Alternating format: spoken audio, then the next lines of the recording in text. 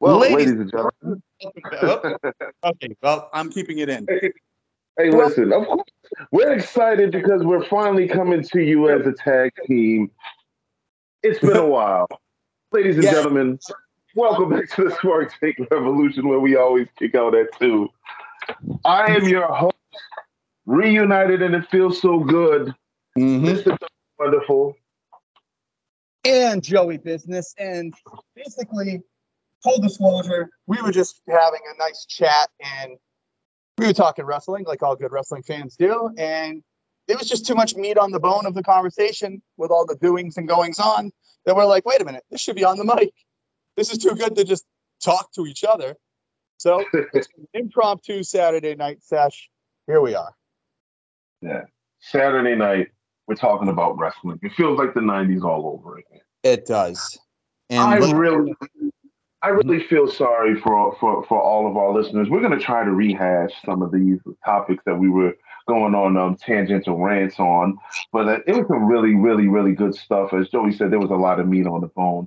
We talked about the new championship belt, what it means, what should have happened at Mania, what's going on with CM Punk and the EVP, CM Punk backstage at Raw. There's just a lot of stuff. It's a great time to be a wrestling fan. it is. It really is. It reminds me of the 90s in the fact that there's just so much going on in every promotion right now. And like Eric, Bischoff always says, controversy makes cash. But there's got to be direction with the controversy. And that's what we were talking about. There's just so much going on. It is potentially could be such a bad thing. Like they have all the tools and situations for greatness, but if they don't execute it right, it could be so bad, and it could be a wrestling collapse because there's so much. Like, let's start with AEW since that's the first one you pointed out. I was actually going to recommend that we begin with the last thing that we were talking about before we decided to hit the record button. And the reason why is because and you are fellow supporters who support the channel, who like the videos, who watch the videos, and who comment. Please, please, please feel free to weigh in on this. I asked Joey, said, doesn't this feel like a climatic point in a Dark Side of the Ring episode? Yeah. In regards to AEW, because you have CM Punk that's sitting at home getting paid a lot, backstage at Raw, reuniting with some of his old friends, his old beer drinking buddies. That's a joke because we all know he's straight edge. Yeah, he don't drink. but you have the biggest star in AEW backstage at a WWE event, and he's off AEW television because the EVPs can't get along with him when he's willing to work with them.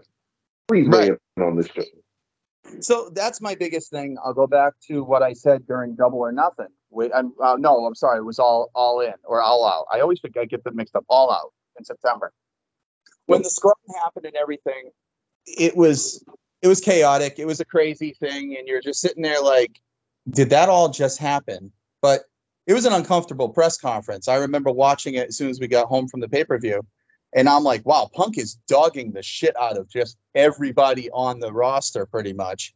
And the owner and CEO of the company is sitting there with a 4-year-old just blinking and making stupid faces when he could have shut it down. Had Tony stepped in at that point and was like, you know what? Let's move on. We'll handle this in-house type of deal. It might have been better. But instead, he let Punk go, which, of course, he's a huge mark and a fan, which is great, but not great for business being a mark. And Tony let it go, and Punk said some things. And Punk was like, hey, you want me? My door's open. Well, the Bucks came and took that fucking very literally. And who knows what actually happened in that doorway because we weren't there. But there was a fight. It broke out. My issue with it is EVPs, executive vice president title holders, do not go into talent or employees' locker rooms and put their fucking hands on said employee or talent. I don't care who's and in the wrong. Poor Larry. Yeah, or Larry. Damn right. I don't care who's in the wrong at the point. You have a title. You have a responsibility. It's more than just wrestling on the show. You are a content creator. You are a ship steerer. And all you showed was exactly what Punk said on that press conference, that he is working with children. And that's what obviously pissed them off. And when he said they couldn't even manage a target, well, maybe it hit a little too close to home. All I know is their actions backed that up. And it was stupid. And it got out of hand. And it got to the point where you suspended everybody, all your top talent in one swoop, including your champion. And by the way, since we're on the topic of AEW, where are all these? Who's the mole that's leaking all this information out to the public for the devour? Right. It can't be all Dave Meltzer. No, it's not Dave. Did you see where I guess CM Punk was explaining I guess the little friction he and Moxley had? Yeah, he was explaining that. I saw that. But how is this getting to us? Huh? I'm sorry. It's been what? That's been squashed, I heard. Okay, all right, fine. It's been squashed, but why are we hearing them? Like if there's a time for us, the fans, or the Smarks to hear about it, it should be like on a documentary of some sort. Agreed. You know what I mean? Like we're All Out was September. You know, the wound is still semi fresh. Why are we hearing about all this inner turmoil? So you hit the nail on the head. Like, my whole thing is, keep your shit in house. We shouldn't be hearing about this. This should be handled in house. Like, Russell Dirt Sheets, whatever, they like their scoops, but we've never been that type of channel. We are more of we enjoy the culture of wrestling. Let's celebrate it. Let's comment on it. Let's share our 2 cents, because we're also customers, so we can share our 2 cents. But I have never been a big fan of, this is going on backstage, or this is this, because that's not stuff we're supposed to know. So there is a mole, there's absolutely a mole in every company, but we're not supposed to know that shit. And it makes it worse, I feel. But I've said it time and time again. You said it too. I like Tony Khan. I love his enthusiasm. I think he's a nice guy. I think he was probably a lot of fun to work with. However, he does not know how to run a wrestling company. I don't give a fuck. He has no clue what he is doing week to week, and should have a staff. He just doesn't. Tony Khan reminds me of that cool boss to work for. Yeah. Like, he's legitimately like you guys are in the trenches for 8 hours, and then after your shift, he's gonna join you to have a drink. He might partake in some legal medicated cannabis activities. Right. But when it's time for him to lay the gauntlet down, it's like, man, what? He has no control over the inmates in the asylum. And the fact, this dovetails really good into the last thing we talked about. The fact that his solution to what happened in September, now that the roster and things have healed, he brought back the Bucks a hell of a lot earlier than expected when they were out for 6 weeks. When he brought them back, his grand solution to mending all these fences is to create a roster split and keep one kid on one side and the other kids on the other side, which is stupidest thing I've ever fucking heard. At one point, sit these guys down and go, listen, you're employees. You are contracted here. You don't have to like each other. It's not friendship. It's business. If you don't like each other, at least keep it civil in the ring. That's all I ask. Exactly. Exactly. And like we said on our call before we started recording, it would be something. It would be more difficult had CM Punk not revealed that he's actually willing to work with the Elite, and he's willing to be cordial with them. And as you pointed out, Kenny seems like he's down with it, but the Bucks aren't. But what's going to stem from this solution, and I say that with air quotes, is Saturday nights, that 8 to 10 slot. You're right. We talked about. Yeah, this is what I would love for you to rehash in your eloquent way. Yep. Our issues with this 8 to 10 AEW third show slot. So you're the one who reminded me again. There's so much to talk about. I said, okay, Saturday night show. They want to capture some of that Saturday night main event glory from heyday. Saturday night could be a really good night. People are like, all right, nothing else on. Let's watch wrestling. You nailed it, though. I didn't even think about this. And to me right now, if I'm the network, I'm going, yeah, this is a fucking terrible idea. They're going to be competing against everything at least once a month. Like you said, UFC pay-per-views are always run on Saturday. WWE, except for very sparingly lately, has run everything on a Saturday night slot, which works well for them. So at least once a month, your new show, even in its first month, is going to take a massive whack. There's no question. And the WWE... Wait, hold on 1 second. Because it was you. I didn't think about this either, but you had pointed out that the network wants CM Punk to be on the Saturday show, right? Right. Is CM Punk big enough to cause a stir in the WWE side or their pay-per-view numbers? No. Or the live shows? As much as I love CM Punk, and I do, I don't blame the network for wanting to have him flagship a show. He's a huge fucking name. People could go, oh, the ratings, spiked, but then they faded off when he debuted, back in AEW. That wasn't his fault. The ratings on a fucking Friday night for Rampage were out of control. And the buzz of CM Punk was very heavy. The problem is you didn't book everything correctly to keep that buzz going. But to answer your question, could CM Punk stop a pay-per-view? Absolutely not. There's no fucking way. Can he stop a UFC pay-per-view? No, that's a diehard fan base. What if there's a major sporting event going on? You're going to take a hit there. At least once a month, you're going to be getting cracked in the ratings. Yeah. And as long as you understand, okay, the other 3 weeks of the month, it's a higher swing, then maybe you're okay with it. But I just, it's a really tough thing. Because don't tell me that WWE is not going to put on an amazing show on Saturday during, AEW just to fuck with them. And that's good for us as wrestling fans, because that means we're not going to get any filler pay-per-views. However, AEW still charges you $60 for a pay-per-view. WWE is free if you have the network and you have Peacock, which is like $7-8. What are you going to choose on Saturday? You're going to choose WWE most likely. So it's tough. They could have just also done, you know what? Fuck Saturday, let's do Friday, but get rid of Rampage, but make it an important show. Because we all know Rampage is just like nothing.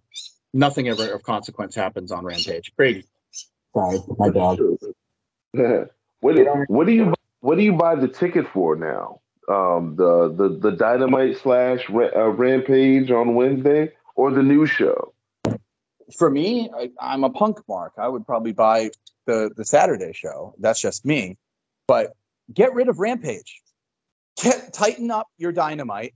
Tighten up your weekly shows. So let's say this Collision is 2 hours.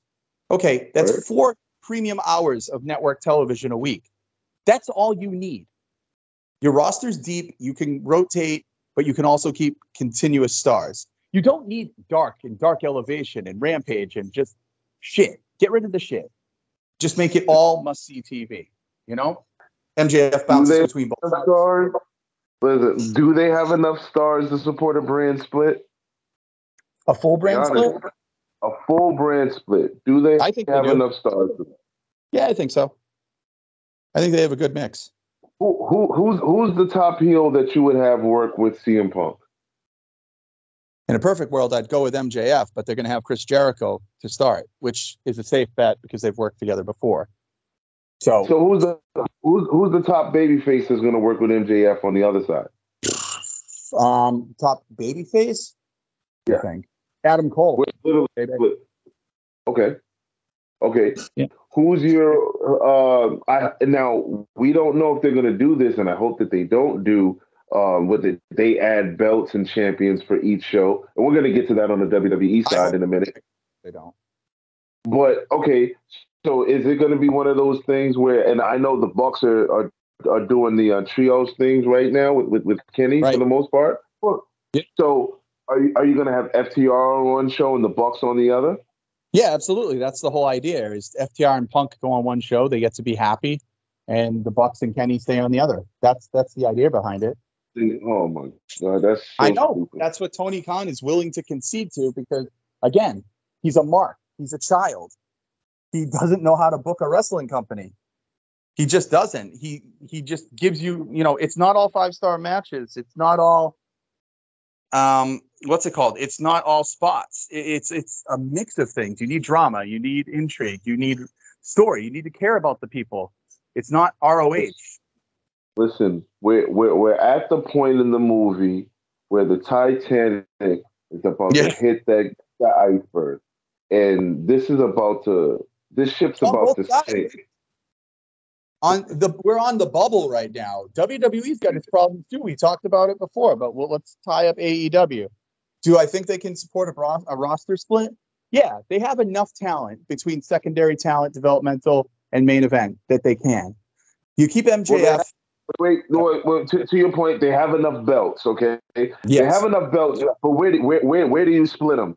Where in the world do you split them? So obviously, the flagship show is Dynamite, so MJF is going to be there with the Triple B. Who goes over to who goes over to the Saturday night spot? TNT champ goes over to Saturday night with Punk. You have the tag titles with FTR on Punk. I would say no, you don't want to do that. You don't want to split Adam Cole and Britt Baker. So keep the women's title on Dynamite. Take Jade over to the new show with Punk.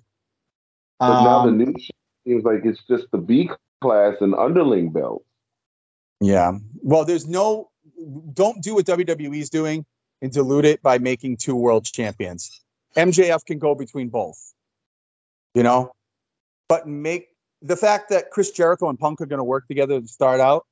You don't need a title for that. That's intrigue enough. That's your main event. That sells things. And then you have Wardlow work like a bastard with the TNT title and make Saturday that. You know what I mean? Don't make the mistake of creating an interim title or a secondary. I hope they don't do that. I really hope they don't do that. Well, last thing. So if you have the tag team champions on one show and you have the trios titles on the other show, let's say the tag team championships are on Dynamite. So if you're wrestling on Saturday night, are you going to have tag teams on Saturday night, knowing that the champions are on Wednesday? No, how does this work? You got that backwards. The FTR would be on Saturday, so they're the tag champs. You have the trios titles on Dynamite. That's like your showcase for Dynamite. You have to have, in order for the brand split to work, this is one thing I never understood. If you want to make it a brand split, you have to have both brands have something different they bring to the table.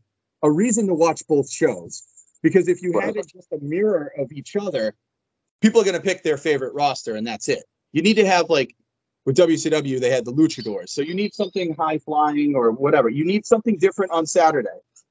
With MJF and, I don't know, let's say MJF and say, no, just MJF's the only one that can go between both shows. Just let's make it that. Right, but what I'm saying is, like, so if Saturday night FTR, they're the tag team champions, that belt is those titles are gonna stay on Saturday night. Yes. So do all the tag teams now go over to Saturday? Because there would be it literally would be pointless to have them wrestle on Dynamite, knowing that there'll never be contendership. There'll never be any contendership matches for the title because it's on the other show. I say the majority go on Saturday, yes. Because build the trios on Dynamite. You know what I mean? So it's literally going to be the Butcher Blade and the Bunny for the trios title. You got to come up with more trios contenders. That's the problem. You got to come up with more trios contenders to make that something special. if that's how we're running it, I'm with it. I'm with it. I'm with it. I think if you're gonna do this brand split, don't half-ass it. Don't three-quarters ass it. Don't WWE No, it. Like go all in, like the pay-per-view says. Oh, FTR's on Saturday night. The whole entire tag team division is on Saturday. So you can never see a correct. tag team match on Dynamite anymore. But those trios matches, they're all on Dynamite. That's what you tune into on Wednesday night. Do it that way. Right. Exactly. That's your showcase. It's something different on each night. Yeah, man. Something completely different. Like speaking of brand split. Oh, I'm sorry. Go ahead. No, like you said, don't half-ass it. That's the issue. Everyone makes these brand splits, quote unquote, but they're not really splitting anything but the roster. There's nothing different. It's the same thing on different shows. Make it different. So the trios, exclusive to Dynamite. The tags, exclusive to Collision. You got to do something like that. And then MJF doesn't exclusive. He's MJF. He can go wherever the story is at that time. You know, they do have enough on the roster. They really do. You have Ricky Starks, you have Jungle Boy, you have Darby, you have Sting, you have all kinds of stuff that you can do if you work it well. But now, since you're splitting the roster, it's not just let's throw out matches and see what sticks. Now Tony's got to put his cap on and be like, oh crap, I need to create engaging storylines and feuds to get people to watch both of these. And he is very bad at that, other than once in a while hitting gold with the main event scene. And you know what? And I would be the one to point this out. But Rampage, you are now the redheaded stepchild. Nobody wants it. Doesn't need to exist. It doesn't need to exist anymore. It's superfluous. And I would go so far, since let's say you're going to have Jericho working to start on Saturday, make Chris Jericho the Dusty Rhodes to you, Tony Khan. He's a good booking mind, just don't let him book himself over everybody. He wouldn't do that. Jericho has proven time and time again that he'll put anybody over if it makes sense. So, Tony Khan can't pull a Bill Belichick. He needs a team around him to make this work. I think it has promise. The only issue, Donnie, is that when they run and butt heads with a premium live event or a sporting event, that is going to fucking really hurt them. Yeah. And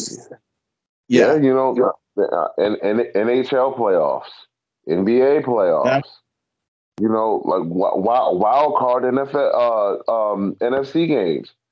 Come on now, wow. Yeah. But what other slot would you give them on Saturday that would matter? It's got to be 8 to 10.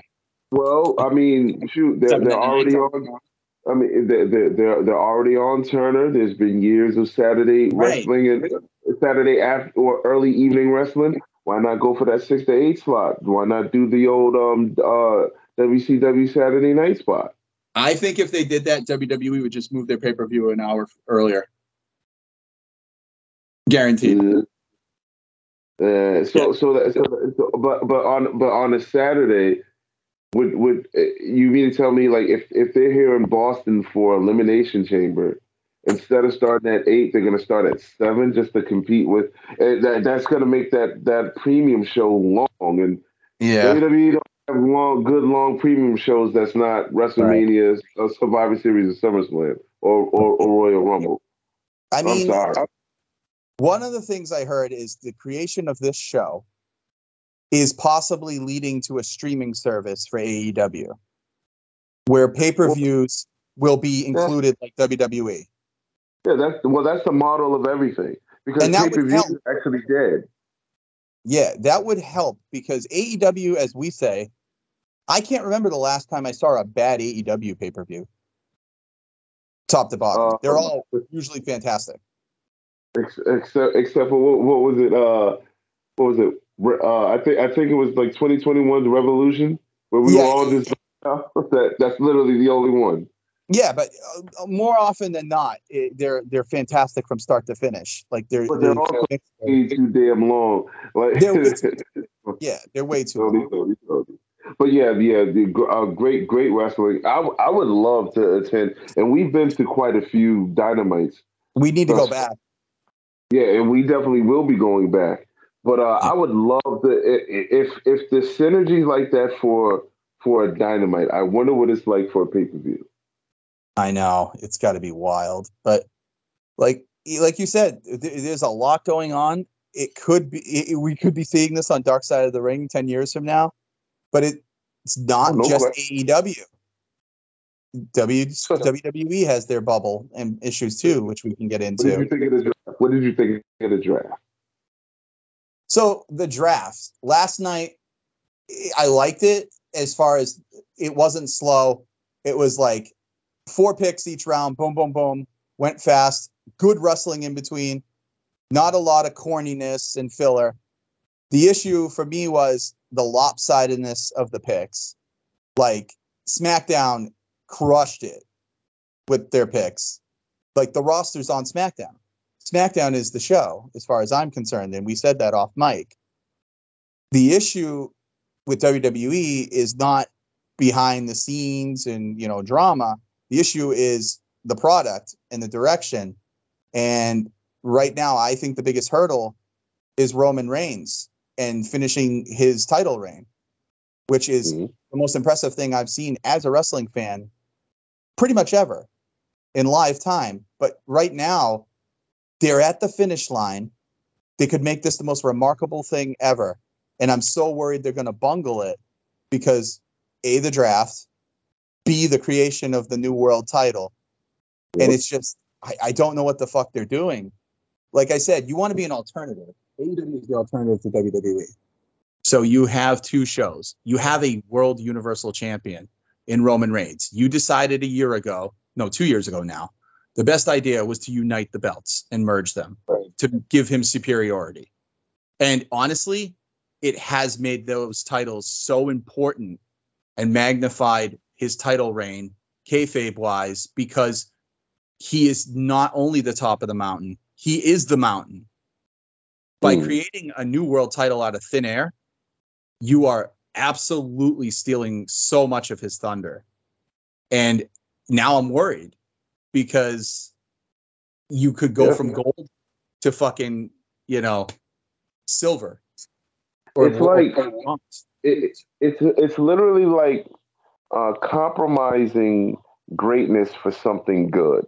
As you were talking, like it puts it puts a lot of things into perspective now. What we can expect, because if you remember, who were the last 2 combatants in the Royal Rumble that went at each other? The last 2 men in the ring. Do you remember? This past year? This past year. Cody and Gunther were the final 2. And who's on Raw now? Cody and Gunther. Okay, so maybe that was foretelling for this feud to. Wait. Before I finish that thought, when's the Saudi pay-per-view? That's a big deal. It's like May 25th next month. Too short. Okay, so maybe we saw when in the last and remember they had about a good 5 to 7 minutes. They basically had a mini match inside of the Royal Rumble. That was great. Yeah. So we know that they had Sheamus, Jericho, and Taker, Shawn in the end of the Rumble. Like it was great. Yeah. So don't be surprised if we see that at a SummerSlam. Hopefully, if they are going to put this damn title on Cody, which I think diminishes Roman. And there's a video that's on this channel where I talk about that. But they dropped the ball and they missed the turn on the interstate as far as getting the belt on Cody at WrestleMania, where it would have been true poetic justice. But now, if I think the only redeeming way that you can book this, if Cody gets past Brock and he wins this title in Saudi, then if you're pushing Gunther or Walter as you love, I would like to see them do a title for title. No. It's the only way. No, you can't have Cody win this belt. This new belt, I know it's tempting. You can't. Because the whole moniker, the whole thing is to finish the story. Cody's mission is to finish the story. The WWE title, the one with the lineage, is the one that Dusty Rhodes, that he is supposed to win it for, is a baby face. Cody needs to get that belt. On the road to getting that belt, he cannot hold any other championship. No US, no IC. Everything below the brass ring is below Cody, storyline-wise and character-wise. He is so hot. They have booked him so hot. Watch Raw. Every show he's on, he's massive reactions. So he's hot. The issue is you got to do it so it means something. And I personally, if this was the plan, which I don't think it was, I think this was just Triple H like, let's get another belt. There's something going on there. Like I say, go back and watch Triple H the past couple weeks. Anytime he gets a chance, there's shade at Roman. Anytime, which has not been there before. My whole thing is Roman's fall should have been one of those, like, Cody overcomes him eventually. And I don't care if you did it at SummerSlam at this point or you do it at next year's Mania, but it should have been one of those events where the NWO get defeated, right? And everyone floods the ring after Cody wins. The nightmare is over. Roman is beaten and the title is no longer hostage. And then you have babyface Cody come out and say, listen, this is a collaborative effort. I'm not that type of champion. I believe that there's enough to go around. Therefore, I'm relinquishing the Universal title. I want the WWE. I'm relinquishing the Universal. And then you create the new title. But amazing moment. It's never taken well whenever somebody relinquishes a world title. Right, but correct me if I'm wrong. Don't you think that in Cody's character, this American Nightmare character, to beat Roman, end the nightmare for everybody on the roster, and then be like, listen, I'm a fighting champion. You will never see the stranglehold on the title. I believe the fans deserve, a champion who's here all the time. However, I'm one person. There's a roster. I believe that there's enough to, that's Cody. And that would be organic. Instead of a table set up, an announcement, oh, by the way, we're going to have a new title. It's such a slap in the face to the guy who's carried your company for 3.5 years. I agree with that. By the way, and I absolutely agree with that. Oh my God. But this is the direction they're going. So how do you make it work? For me, Cody's got to stay away from that belt. The only thing is, how do you keep him away from that belt? If kayfabe-wise, he is on that planet and the other title is out of his view, he would, as a character, want to go for that belt, correct? So you're right. So here's my thing. He beats Brock next week. Hook or by crook, he beats Brock. Brock goes away. He's stunned. He's pissed. Embarrassed. Cody beat him. Cody barely beat him. Going into Saudi, you have whatever tournament, whatever, comes down to Cody and Seth. The match going great. Brock comes down, screws Cody. So you got more of that story. Seth keeps that belt. That keeps Cody away from the title. Money in the Bank comes around. Cody wins the Money in the Bank. He obviously wants Roman. That's his ticket into Roman now because he can go anywhere. The issue is, where does he face Roman? Do you have enough juice to go to Mania? I don't think so. I think you got to pull the trigger from Money in the Bank to SummerSlam at this point. And think about it. That will be 3 years of Roman's reign. That paper, right around that pay-per-view. So it's a good time to end the story. I don't see a problem with that. And you call everyone into ending it. Jey Uso is the final nail, helping Cody. I think I would keep Jey Uso closer to Sammy and Kevin. Do another implosion of those two as a tag team and find a way to include Jay in there and then let him transcend to become main event Jay. But She the is. more I was thinking about, the more I was thinking about how you could have separated the belts and split them. Okay, Um, how I would you do?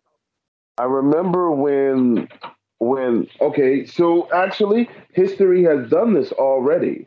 So Hulk Hogan was in the midst of his long reign when I think it was at a Saturday night's main event or one of the maybe superstar shows when they had that schmoz finish with Andre Okay. and where it would have to be the result of a miscarriage of justice, in the words of Gorilla Monsoon, to where there's confusion, to where now you they had a tournament at WrestleMania 4 to crown the champion. Well, Right. you know, like we're gonna have another match, and maybe like it ends in a draw or something like that. I'm not, you know, like I would need time to actually like craft something that works. But off the top of my head, you know, you can have something to where um oh man, I don't know how you would do this actually, because everything we've seen. I mean, we've seen Roman Reigns defend his championship at a Royal Rumble itself. Yeah. So, but there has to any other way other than hey, like you said, hey, there's another belt here. But Yeah. Triple H did say, all right. Well, I guess I'm coming around to it now because Triple H just basically said, yeah, we're doing the draft. Whoever gets Roman Reigns, that's where he'll stay. Right. And so I just it just seemed very anticlimactic to me. Yeah. It's anticlimactic because it reeks of when Bischoff gave him the title on Raw. Like, it's just boom, here's the champ. And it's not just Triple H. I believe it's network ordered too. Like they're like, we want a title on both shows. Well, Word then who's was actually USA booking wanted it? Roman on USA, but Fox is like, we don't want Roman off Fox. So there had to be a compromise, obviously. Who's booking this crap? Who's doing who? But like I said, I mean, that's WWE's hurdle is they've got so much good stuff that they need a format for it. Like let's not talk about the women. That's the thing too. So you got a draft, right? SmackDown got the better women's roster, unless they change it on Raw. They got the better women's roster with Bianca Belair and everybody over there. So, who's Rhea going to go against? Who's the main thing for Rhea on Raw? Oh, right? Yeah. That's a good question. I mean, this. I guess. Are you going to do Rhea and Natalia? You could for a little bit. Oh, I mean, man. you got Trish and Becky. That's most likely going to be the Raw women's feud. But you can't overshadow Rhea. You just can't. So, Rhea Asuka, you could call up some NXT girls, I suppose. I don't know. Well, then I think it'll be pretty obvious that they're going to go with Rhea versus Becky at some point for one of the big four pay-per-views.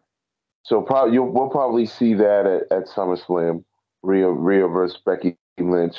I mean, but like the women's roster, as good as they're getting, as good as they're improving, like a lot of these matches we've seen before, and we've seen a lot. Yeah, but exactly. They're still very entertaining. Just trying to think. I would love for this title run for Rhea for her to literally wrestle everybody, kind of like in a Roman Reigns fashion. Like I hope they keep this belt on her all the way until up to Royal Rumble 20, like 2024 or sometime in 2024. Yeah, Rhea It's should. working. It's working for Bianca. It's working Bianca well can't for hold that Bianca. belt on Mania. Why not? No, I love Bianca, but she needs something more. She needs more bite. There's got to be an edge or something. Like what? I don't know. Like Bianca's becoming John Cena. How? Because she's great, and she fucking is. I'm a big Bianca fan, but it's becoming stale. She needs a partner that really is going to bring something out. Like I'll love Bianca Trish down the road. Did you watch After the Bell with Trish? No, I didn't watch it yet. I sent it to you. Oh, God, she still got it. She still fucking got it. Heel Trish is so good. I'm very, very excited for the feud with Becky. Corey Graves was like, huh?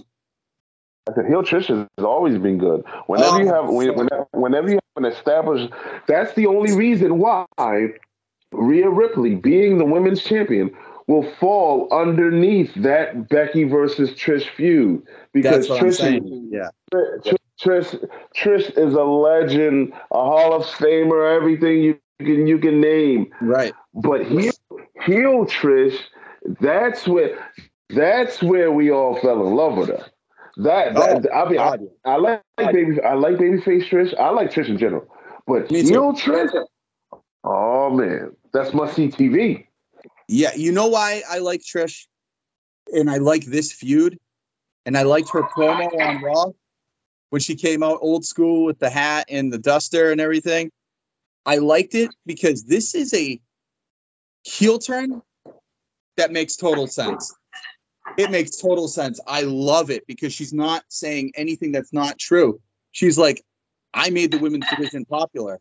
She's like, it was all bra and panties before me. And she was part of the bra and panties gang. She's like, no one took us serious until I put us on the map.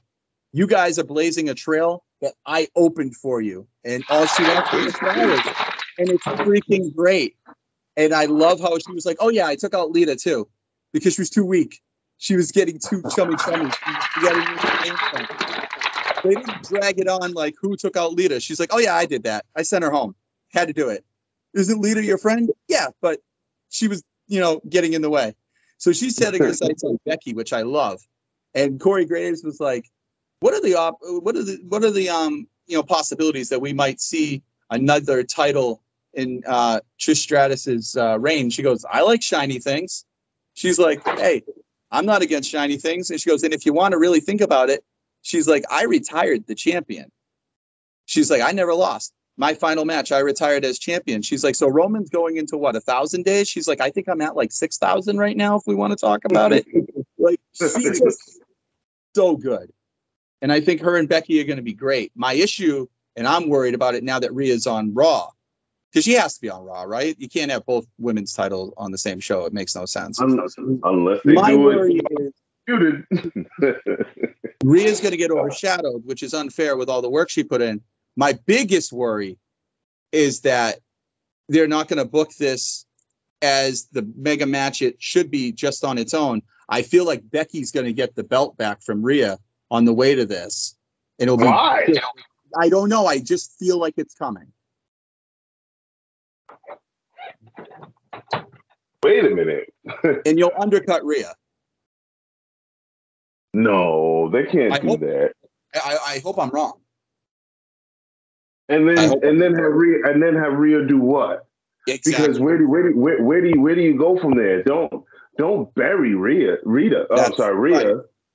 Right. I would have been more okay with Bianca staying on Raw, and perhaps if that happened, it happened. Because Bianca won't lose her steam. She's already so established and so dominant that she can drop a belt at this point and get it back, and people forget that she dropped it. Whereas Rhea, this is the redemption from Charlotte burying her at the other Mania. You can't undercut her. But who do you have? It's Rhea on Raw. I'm with you there. I think out of all the champions, out of the women's champions, with AEW included, I think that the one that you can pull the belt off of that will do little to diminish her status is Bianca. But why let her continue this historic title run? Let her wrestle everybody. I like this. You think it's becoming stale? I don't see where. The matches aren't stale. Like when she gets in the ring at WrestleMania, that was one of the best matches on the card. She always produces. It's the what's it called? The feuds are just dreadful right now with her. Is it her fault? No, it's not her fault. Not at all. But I'm just saying, find the dance partners for these people that match. Rhea is a fish out of water on Raw right now. You got no. Who do you have for her? I can't think of one. Natalia? Okay, who else? Exactly. Becky, well, Becky's getting embroiled with Trish. Where's Damage Control? Where's Bailey? Damage Control's on SmackDown. Yeah. They got drafted. You have Asuka for Rhea. Okay. Asuka's a good partner with everybody. Right. Okay, so you have Asuka for Rhea. You probably will have Charlotte when she comes back. You have Natalia. I have no idea. Okay, so we named about out of that whole list, we named about two feasible ones. I would say they would save Rhea and Charlotte for a rubber match. Rhea and Charlotte is now our day Stone Cold and The Rock, right? For the win. Agreed. So that's not happening anywhere else other than Mania. Right. Yeah, man. Oh God, who can they call up from NXT? From NXT, let's see. Who could they call? This is where Mandy Rose would be great in the slot. They won't bring her. You got to keep Toxic Attraction down there to finish their thing. Who else could come up from NXT? Trying to think. Somebody. Indy Hartwell already went to SmackDown, and she's the NXT Women's Champion right now. So I assume that will get vacated. Let me think. No. I thought Indy Hartwell went over to Raw. No, she went to SmackDown. That I remember. Maybe I'm wrong. You sure? I could be wrong. If that's the case, SmackDown's even more stacked. We're gonna have to consult the Google machine. Ooh, I don't like this. WWE might strip Rhea of the SmackDown Women's Championship. Why? Why? I don't know. I'm looking. Breaking news, ladies and gentlemen. Breaking news. Probably one thing Rhea's been doing. Blah, blah, blah. Why would they get rid of her as a champion at all? All right. So here's an outline. So Raw: Cody Rhodes, Becky Lynch, Imperium, Matt Riddle, Drew McIntyre, The Miz, Nakamura, Indy Hartwell. Okay, Indy Hartwell's on Raw. There you go. Okay, all right. That's a decent filler feud with Rhea. They'll match well. Hey, wait a minute. We're also forgetting now. They could definitely choose to make Sonya Deville more serious, like they did before in the earlier part of her career. That would be a fantastic pair. We're also forgetting that Ronda and Shayna haven't landed anywhere yet. So Ronda could go to Raw. Possibly. Right? Can you hear me? Hello? Donnie, can you hear me? I can't hear you. Your mic's off. I think we might have lost Donnie, folks. I hope not. Donnie, can you hear me? I'm still here. If you can hear me. Hello?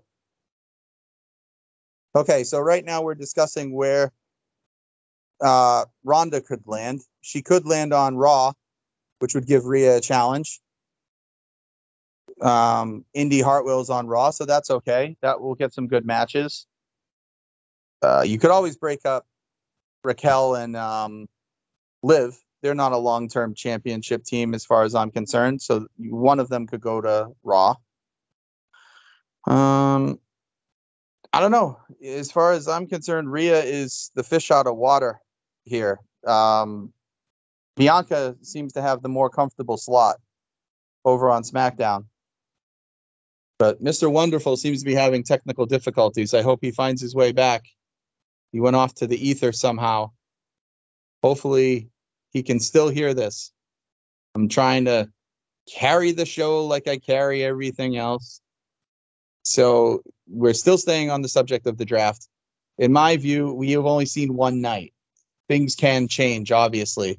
But the one night that just happened, the draft is very lopsided. SmackDown definitely got the better exchange.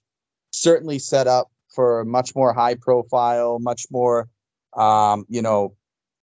big name feuds, where Raw is the Cody and Seth Rollins show. You could still have them feud. Their story isn't over. I mean, how can it be? Cody got put out by Seth, takes his eye off Roman. He's forbidden to go dance with Roman for the time being.